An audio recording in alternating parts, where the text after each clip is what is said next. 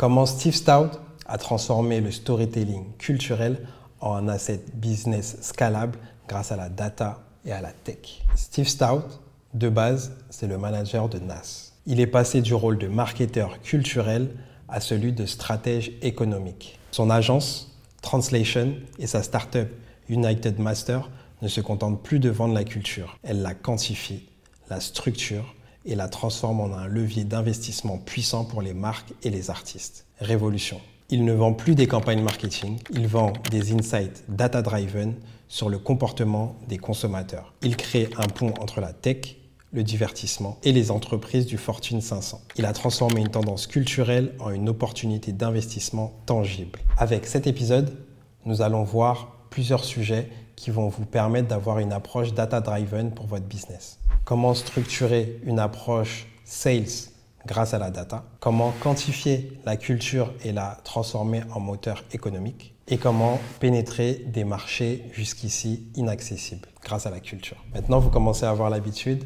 Chaque épisode YouTube est suivi de son cours disponible sur le MBA Alternative Specific Knowledge Programme dans la communauté SourceSchool. Dans les années 2000, il aide les marques à comprendre la valeur de la culture urbaine. Reebok, 50 Cent, Jay-Z, Samsung. En 2017, il crée United Master, une startup tech qui permet aux artistes indépendants de monétiser leur musique sans passer par une major. Il remplace les maisons de disques par une plateforme data-driven capable de comprendre les goûts de ses fans et de monétiser leur engagement à grande échelle. Pourquoi les marques ont besoin de ce type de technologie? Les tendances culturelles sont de plus en plus fragmentées et évoluent rapidement. Les entreprises doivent s'adapter en temps réel et comprendre leur audience via des données précises. La crédibilité culturelle ne s'achète pas, elle se construit via des insights mesurables. Avec United Master, Steve Stout collecte et analyse la data des artistes indépendants et de leurs fans. Il vend ensuite des insights aux marques qui peuvent cibler directement des communautés engagées. Il transforme ainsi le capital culturel en asset économique mesurable. Si tu maîtrises une audience et que tu arrives à la quantifier, tu deviens indispensable pour les marques et les corporations. Tu deviens également indispensable pour les investisseurs. Ce qu'il faut, ce n'est pas juste vendre une idée, c'est vendre des insights business mesurables, quantifiables et sur lesquels on va pouvoir faire effet de levier. Si je mets 1 euro là, combien ça me rapporte? Si tu sais mesurer cet impact, tu as tout gagné. On ne vend pas juste des campagnes marketing, on vend une transformation pour les marques et les entreprises. Steve Stout, par exemple, ne fait pas de cold calling ou de vente classique où il pitch. Il modèle d'un côté la culture et les acteurs de la culture afro, crée des tendances, les mesure et apporte des insights data-driven aux corporations. Ainsi, il leur montre l'impact de certaines tendances, comment pénétrer certains marchés et comment jouir de l'attention économie qui aujourd'hui est comme un marché financier. Il leur montre comment capter cette audience et surtout, quel ROI ils peuvent estimer obtenir. Les 3 piliers de sa méthode de vente. La data comme preuve d'autorité, un funnel de vente structuré grâce à son application.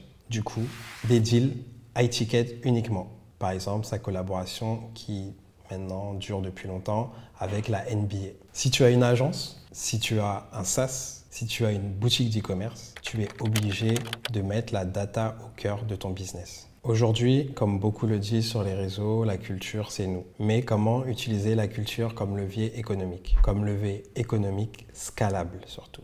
Il faut savoir créer une nouvelle demande, apporter une solution unique et scalable grâce à la tech. Quand on dit scalable, c'est quelque chose que vous produisez une fois et qui ne nécessite pas un réinvestissement et qui ne fait que grossir plus vous avez d'utilisation. Développer un avantage concurrentiel grâce à la data et à la compréhension de votre audience. Dans le cours magistral du MBA Specific Knowledge Programme disponible sur la communauté School, on va aborder le Predictable Revenue d'Aaron Ross, qui est un entrepreneur de la Silicon Valley qui a créé un modèle de vente en plusieurs étapes mesurables et sur lequel vous pouvez à peu près prédire vos revenus annuels, mensuels, le MRR, mensuel revenu récurrent, ou l'ARR, annuel revenu récurrent. Et de cette façon, vous pouvez mettre un investissement ou une énergie supplémentaire et savoir à peu près quels seront les retours sur investissement. Ce qui est inédit parce qu'avant, on investissait, on ne savait pas vraiment comment on allait récupérer